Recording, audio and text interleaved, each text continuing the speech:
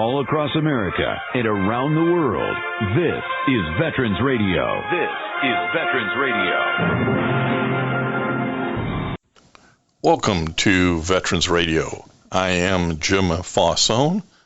I'm the officer of the deck today. We've got some great programs for you. I think you'll find very interesting. We always want to remind you can find more about Veterans Radio at its Facebook site or at the web. Veteransradio.org is our new URL, veteransradio.org, where we're on the web 24/7. You can find a lot of our podcasts there as well. We post new ones every Tuesday, so you can get a new story, a new interview, something you didn't know before by going to veteransradio.org. And before we get started, we want to thank our sponsors. First up, we want to thank National Veteran Business Development Council, NVBDC.org. It was established to certify both service-disabled and veteran-owned businesses. You'll find out how they can help your business by going to NVBDC.org. We want to thank Legal Help for Veterans. Legal Help for Veterans fights for veterans' disability rights all across the nation. You can reach them at 800-693-4800 or on the web at legalhelpforveterans.com. Welcome, I am Jim Fausone, and this is a Veterans Radio Spotlight on the National Veteran Business Development Council, commonly known as NVBDC.org. We have the opportunity today to talk to its CEO and founder, Keith King, about NVBDC, which is the nation's leading third-party authority for certification of veteran-owned businesses, really of all sizes. This nonprofit started in 2013. We're going to talk about some of the really amazing things that NVBDC has been able to do here in 2023, validating what's been going on in this space. Keith, welcome back to Veterans Radio. Thank you, Jim. It's good to be back. Well, yeah, exactly. You're coming off a great 2023 year with a couple of national events, one down in Louisville in particular. But talk about some of the cool things that you're able to do now with your NVBDC team and the certified veteran-owned businesses and folks who are helping out, like one of the companies everybody knows. Well, that company is, of course, one of our corporate, supporters and what we call corporate members. And we're talking about Denny's, in the sense of Denny's restaurants. And as the event was coming up, we were talking to them and we started brainstorming because I laugh about it, but they asked me if I knew that they had a food truck. Now, when somebody says food truck, I'm thinking, one of these little food trucks. Yeah, tacos and burgers, yeah. Yeah, I mean, come on, big deal, really, seriously? And he goes, no. We have an 18-wheeler. We have a 5-star restaurant inside the... I went, what? Anyways, the more we talked about it, it became a situation in which we were in Louisville. And just, a little bit south of Louisville is a place that I knew very well back in 1969 because I did basic training at Fort Knox. Anyways, General Miller reached out to the commanding officer down there and said, hey, we can bring in the, Denny's, we hate to keep calling it a food truck, so we'll call it, the trailer. But we're going to bring in Denny's and serve the families breakfast. And they said, we would love that. And I got to tell you, anyone who's ever been in a restaurant, anybody who's ever, seen food being, produced, I mean, this is live on the spot cooking, and they would cook it, pack it into a go box, and then, hand it out, and we set it up to where it was like a drive-through. But the people from that base, Fort Knox has kind of been turned into an education center. And so we literally had people from all over the country. We had people from all the different branches of the military. And the news had spread. And then, of course, once we started serving and people got the food, then the word really spread because we ended up serving 975 meals, to the active duty military on that base and their children and their families. And I mean, it was just such a great day. It was just, to walk and see the impact of that. And Denny's had enough that they had 200 meals extra that we went and delivered down to the Red Cross, who immediately, started putting those to use. So it was something that when we talk about the military, we talk about our vets, we start talking about military families, we had a chance to not only do that firsthand and see that it was a very heartwarming, very sophisticated program in the sense of how it was all handled. And I got to tell you, we're looking forward to working with Denny's in our next national event. And, this is the kind of things that we hope, that people understand that, yes, we certify veteran-owned businesses and disabled veteran-owned businesses, but the impact of what we do and, frankly, what our corporations are now willing to do with us and the ideas we share. All I can tell you is that was one of the best days for us, and to be able to sit back and say, hey, thank you to a corporate partner, and they did an outstanding job. Absolutely, and it's just really inspiring to see the results of this kind of networking. Yep. It's the networking between, which is what NVBDC is so good at. While it is a certifying entity, what it's really good at, in my opinion, is this networking you do with your 175 corporate members and your over 2,000 certified veteran-owned businesses. Yep. And it's that result, which is, hey, Denny's, would you like to feed a bunch of military service members and their families down by Fort Knox? And you get them Keith King gets them to say yes, and they show up with the semi-trailer full of sausage, hash browns, and eggs for breakfast.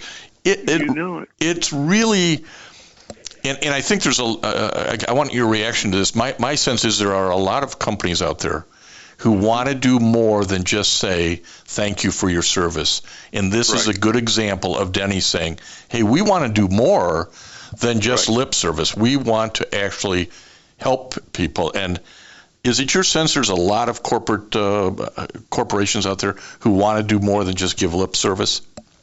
Yeah, one of the things that, we don't get a chance to talk about very often is the employee resources groups at these corporations, which really is the veterans, if you will, that were hired as employees.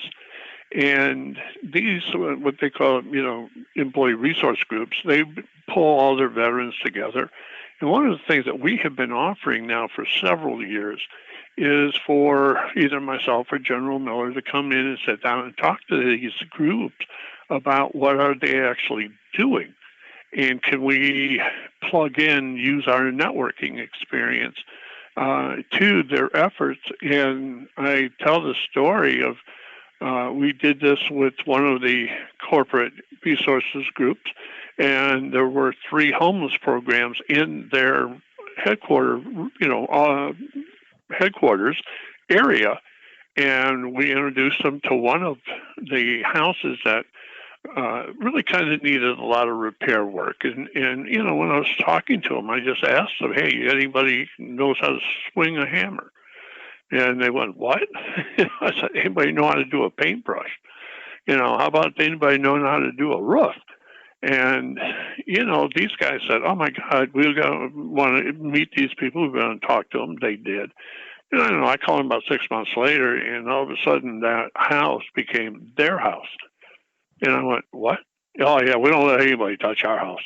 What do you mean? Yeah, they're invested. They get invested in it, absolutely, and that's where the networking's so important. Which is what NVBDC does so well.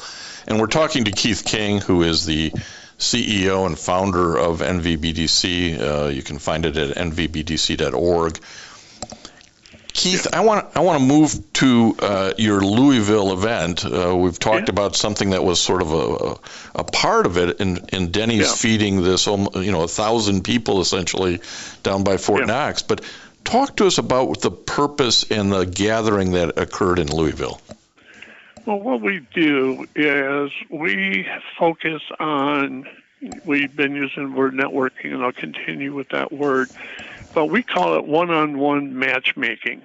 And what we do is we invite our veteran-owned businesses to participate in these meetings with our corporations, and we ask our corporations to give us an idea of what products or services they need or would like to talk to a veteran-owned business that does, fulfills whatever their needs are. And so we match them up. Actually, it's the idea of providing us, the veterans provide us with their capability statements. We share all that with the corporation. So when these meetings happen, they're pretty well attuned to what they do and have a chance to actually talk to them privately, one-on-one, and say, okay, this is what we're looking for. What is it that you actually do? And address some of the issues. Can you scale up if need be? How are you financially? They have some very good, what I call good business type conversations. And I can tell you, my veterans will come up to me and go, oh my God, I had no idea that they're going to ask me all these other kind of questions. And I said, well, the only reason they ask you that question is because they're interested. Right. And all I can tell you is that those 2 days we had something I'm really proud of. The supplier diversity professionals from the corporations.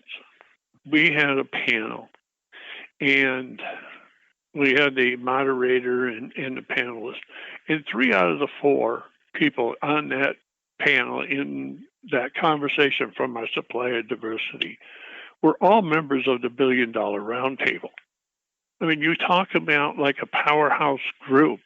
I mean, even other supplier diversity people who are not part of the Billion Dollar Round came up to me and went, my God, this is one of the best panels I've ever seen. Because, again, they're talking about the business of supplier diversity. And they were teaching not only their fellow supplier diversity, but the veterans. And that's really what we talk about. We talk about come in here and learn the business, learn who you're dealing with, understand why they do this. It's not just because they love veterans. They're looking for a damn good supplier. And if you can do that job, then you will get at least the opportunity to pitch and possibly contracts, because what we're now seeing, and, doing this next year will be our 10th year of certifying. We've already been in business 10 years, but it took us, a little more than, it took us about, 15 months to get everything written and started doing certification. But anyways, what we're talking about is the impact now of not only the members of the Billion Dollar Roundtable, but the impact of all 175 corporate members that we have. The contracts being issued to our certified vets, the numbers that we're now seeing, well, the last one I just saw, 2013 number, or I'm sorry, 2023 number through their fiscal year was $4.3 billion. That's with a B. That's with a B. $4.3 billion to certified veteran-owned businesses by the members of the Billion Dollar Roundtable, which is that corporate group of big purchasing guys. Well, yeah, and what happened, I guess, when we start looking back at all of this stuff, and Jim, you and I have been talking about these kind of things about, oh, they did it because they wanted to help vets. Yeah, that's half truth. Yes, and God bless them for that because they really do want. But like I said earlier, never lose sight of what they really want is a good supplier. You got to produce. You got to produce. They may call you because you've got certification, but you still got to be able to demonstrate you can produce. Exactly. And you not only got to produce it, but as you know, you got to do it on time and on budget. And, those are the kind of things that when I get an opportunity to talk to my corporate members like that, they will tell us over and over again that their vet suppliers are always efficient. They're always on time. They do the job. They love their veteran suppliers. And the veteran suppliers don't give them, BS excuses. They just tell them point blank, hey, this is what's happened and we're going to make it right. And, well, you know what that is to me? That is a veteran helping a veteran. And we preach that. Never lose sight of helping your fellow veteran, and how you perform as a supplier is going to help the next, veteran business who may qualify to also, work with that corporation. The good feelings of that, yes, that's important. Because I think, too, when we look at this event was somewhat of a watershed for us. I think when we look at how we do what we do, this was held in the Omni Hotel. It was a beautiful facility. We had all, if you will, the breakout rooms. We had all of the main dining room. We had all of the, the run of the hotel, and made sure that all the things that we could do to make this a event, not only for our corporate members, but for our vets, we poured into this, and I just have to acknowledge my entire team. They poured their heart and time and soul into making this a great event. And one thing that kind of is another one of the, I guess, bonuses is we have had what we call Vets Night Out. And I will tell you, Vets Night Out started as some beer and pizzas in the local, Okay, so that's where that started. We can relate to that. Yeah, everybody can relate to that. All right. Well, this Vets Night Out was hosted by Beam Suntory. This is the Jim Beam company. And they're one of their most famous brands, and they got many, is Maker's Mark. Well, we not only was at their facility, we were at the restaurant, in essence, that they own, and they became our host. And, oh, my God, what a host they are.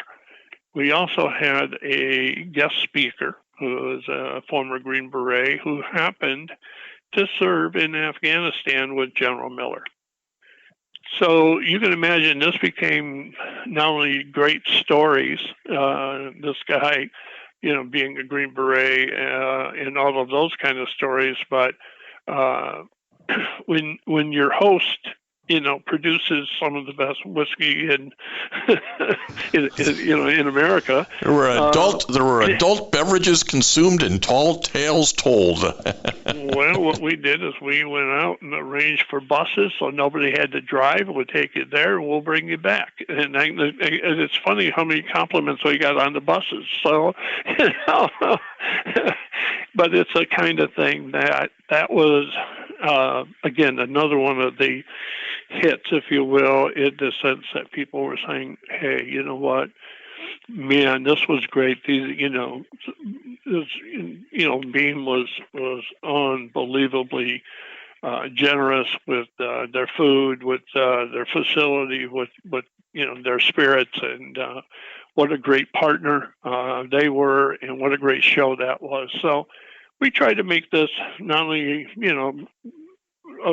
business, but as you can tell, we also try to have some fun. So, well, absolutely, and we've all been to conferences where we've had more fun than we've had business, and I think that's one of the keys to this is, and your reference to it is one-on-one matchmaking is much better than referencing it as networking, because we've all been to those networking things and say, yeah, that was like eating cotton candy. I didn't really get anything nutritious out of it. But one-on-one matchmaking, which was what NVBDC does so well, really gives you a nutritional bite. So it's a much better description. Yeah, well, and that's why the Vets Night Out, if you will, more of the classic type of networking events. But, I can tell you that the people were eating well and enjoying each other's company.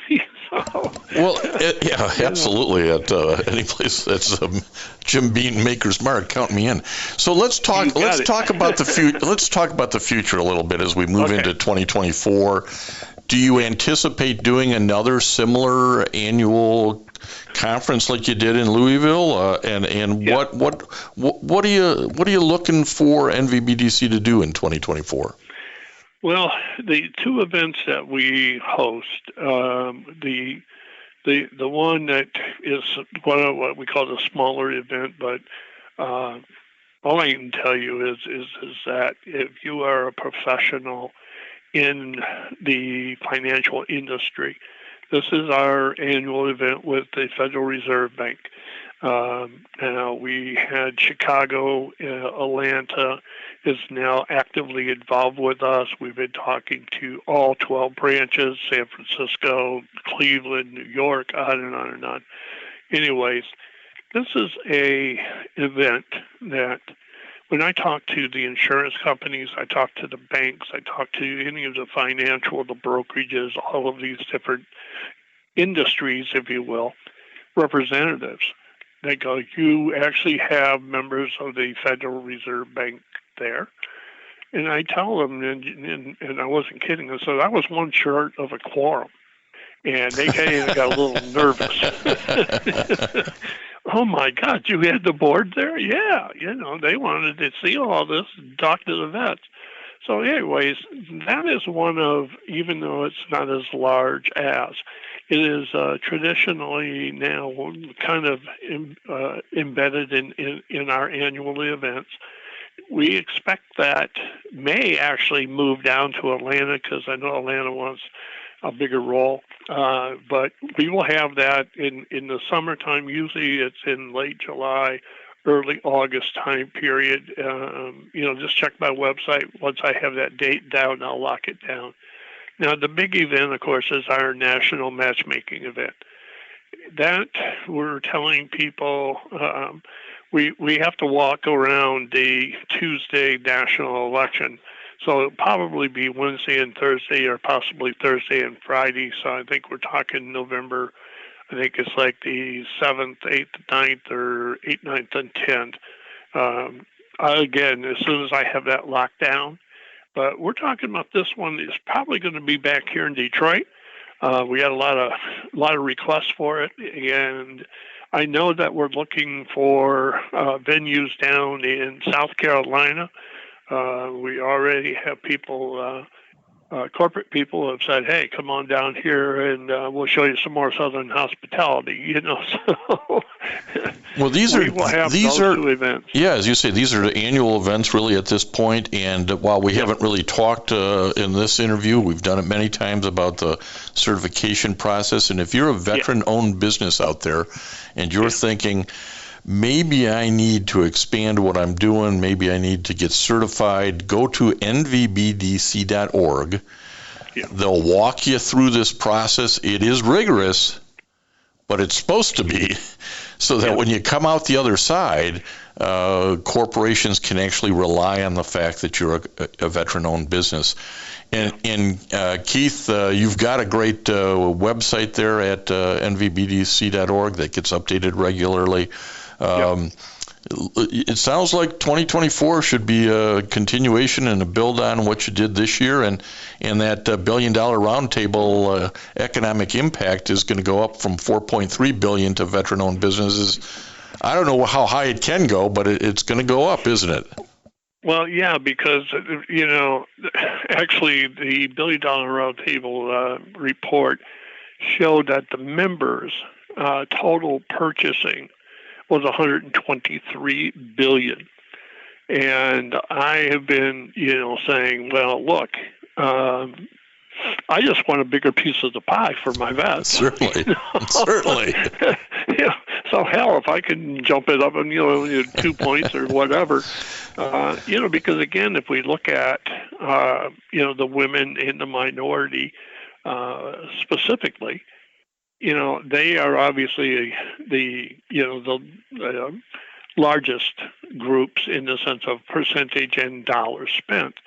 But we also talk about the fact that a lot of women are veterans, a lot of minorities are veterans, and so we're saying, hey, what we're doing is trying to make sure that if they are a veteran and they're woman certified or minority certified, that they get certified by the NVBDC, and the pitch is simple. Look, you have less competition with us, and you have the opportunity to at least have access that you may not have.